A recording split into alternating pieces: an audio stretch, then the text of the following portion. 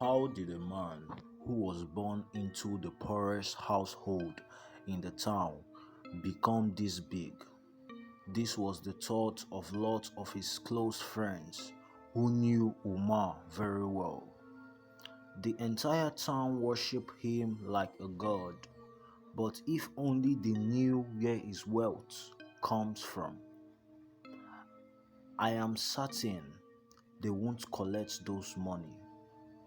Let's find out the source of income of a young man who was named as nobody but became a popular figure in Marwa town.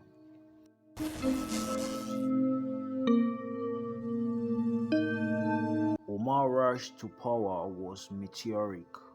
He became known as a generous philanthropist, and his charity grew in size and influence. But behind the scenes, he was building a lucrative empire based on the exploitation of the poor and vulnerable. The facade of Umar's philanthropy was carefully constructed to distract from his true activities. He used his charm and charisma to build relationships with influential people, including the police commissioner, who turned a blind eye to his activities. His quick rise to power. Omar Shehu was the pride of Marwa, a man known for his generosity, charm, and endless acts of kindness. People called him the savior of the town. From free clinics to scholarships, he gave everything. Banners across the town read Omar Shehu Foundation with the slogan Giving Life to Marwa. At a town hall packed with grateful citizens, Omar stood proudly at the podium smiling. Today, he said, we opened a new clinic and funded 20 scholarships.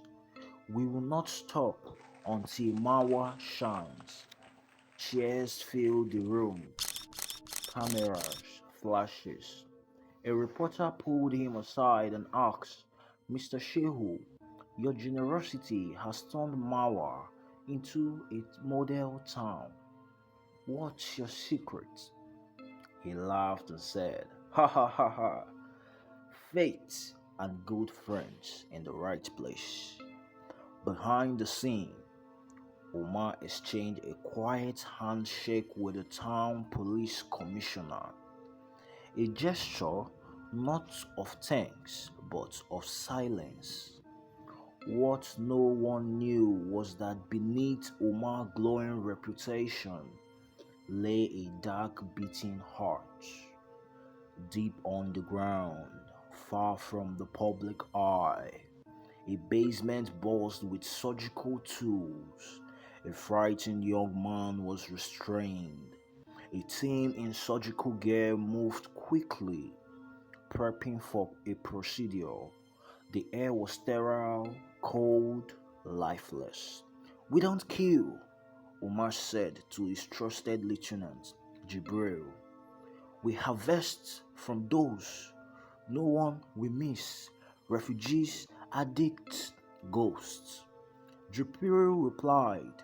The last donor screamed, the boy. Sedate him, Omar ordered, adjusting his tie and walking out without a trace of remorse. Back at his mansion, Omar stood in his private office, money stacked on the decks. Inside a safe were donor passports, organ orders, and detailed ledgers. He poured himself a drink and stared out the window. Hearts for cash, kidneys for gold, he whispered. And all they see is a saint. But not everyone was convinced. At the Mawa police station, a young detective named Lamy studied a grainy security tape. She zoomed in on a late night van. loading something covered in white sheets. "That's Umar's charity vehicle," she muttered. "What are you hiding, Shehu?"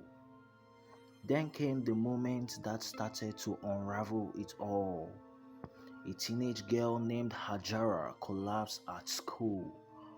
Her father rushed her to the high-end hospital Umar had proudly built, but they were turned away. "But Umar promised free care," her father cried. "Only for select patients," the nurse replied coldly. Rumors started spreading, whispers in the streets. People who once praised Umar began to wonder, who was he really helping? One night in a hidden facility, a runaway boy was strapped down for surgery. Something went wrong. He started convulsing violently. The team panicked and then silence. The boy died. Moments later, the police stormed the facility. "Hands up!" Detective Lamy shouted. "Umar Shehu, you are under arrest for organ trafficking, kidnapping, and multiple counts of murder." Umar stood frozen, blood on his hands, and his voice was barely a whisper. He wasn't supposed to die. The town watched in shock as the truth came out. The courtroom evidence showed donor lists, hospital bribe, and year of cover-ups. People wept, others shouted. The man they once loved has betrayed them all. Detective Lamy stood before the judge and said, "He gave with one hand and took life with the other. Justice demands balance."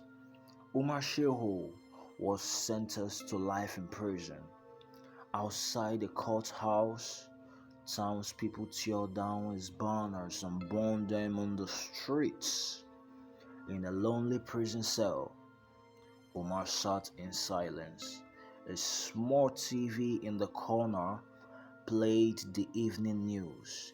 The Umar Shehu Foundation has been dissolved, the anchor said.